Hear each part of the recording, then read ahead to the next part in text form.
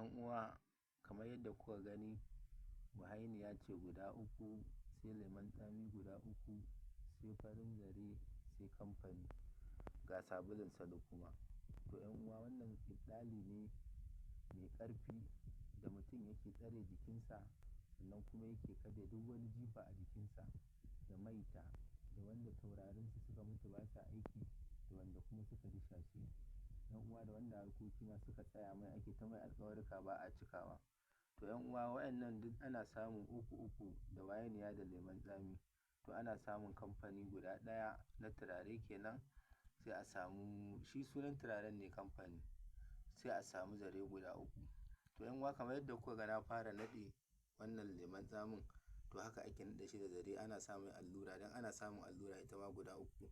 To ana sa baƙin zare sai a bi shi da farin zare. To 'yan uwa, insha Allah aka yi wannan, sai a samu wahainiya ita ma a naɗe ta da baƙin zare, sai a sa mata farin zare. To 'yan uwa, ana ƙona wahainiyan ne. Shi kuma lemon tsamin ana dakawa, ana fara dakawa, in allurorin suka fita sai a cire su suma a mai da su gefe. To 'yan uwa, ana zuwa a cakuɗa wannan garin wahainiyar a cikin sabulun, sai a sa wannan lemon tsamin da aka daka shi. Ana kuma iya haɗawa duka ma har wahainiya a daka duk yadda aka so. Amma idan ka daka, to sai ka shanya ta bushe har lemon tsamin ya tsane. 'Yan uwa, ana amfani da turaren ne a matsayin ruwa a sabulun, sai ka cakuɗa in ya haɗiye yadda kake so. 'Yan uwa, to sai kai ta wanka da shi.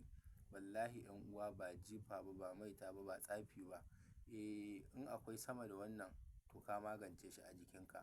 Sannan kuma duk wanda ya ce zai ƙare ma wani abu makamancin wannan, to kamar ya ƙaddara ne, kamar ya ɗauki kansa ne ya jefe. In an ji daɗi a yi mana comment da Sallallahu Alaihi Wasallam.